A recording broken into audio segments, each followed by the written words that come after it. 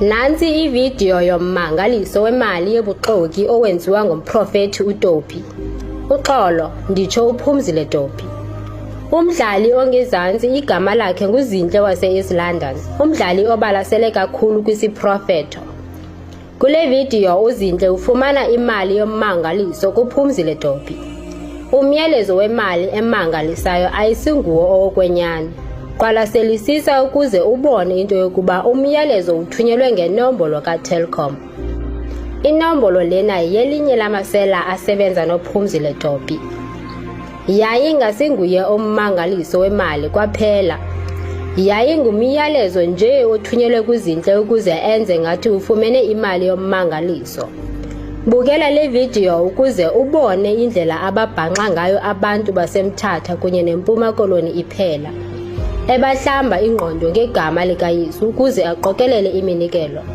Ukuba ummangaliso wemali yinto yokwenene, uPhumzile Dopi makazenzele owakhe.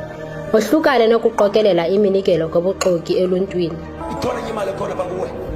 And I want it yonke. You hear what I'm saying?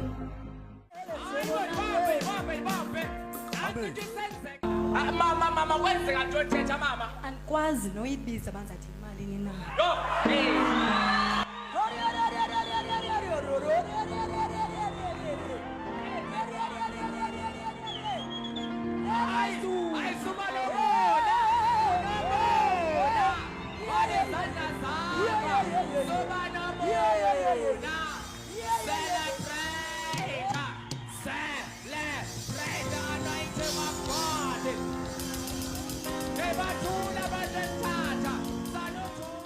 A few minutes later.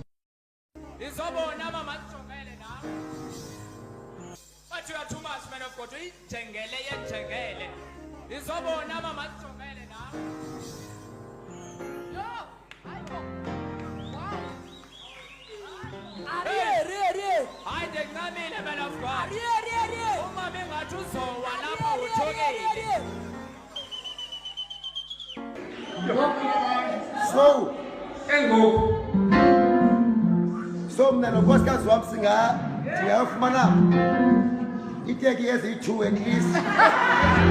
Utata angazifumanela nje iteki zibembini okuncinane. Kwagushi Ayagushi. okanye LV. Mhlambi kwa-LV ezawe zikatata niyazazi mos niyabazalwane.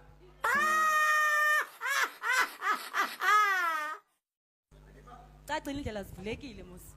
Tata mani khawuthathe ongokwakho noba unshe noba ipisananyana nje encinana but enkulu yakho ukuzibonakalisa into yobana ikhona ezayo imali. Uthi mprofethi thatha yonke ushiye nje noba yi-10 rand ye-airtime. Hayi ngeke ngizotrenda never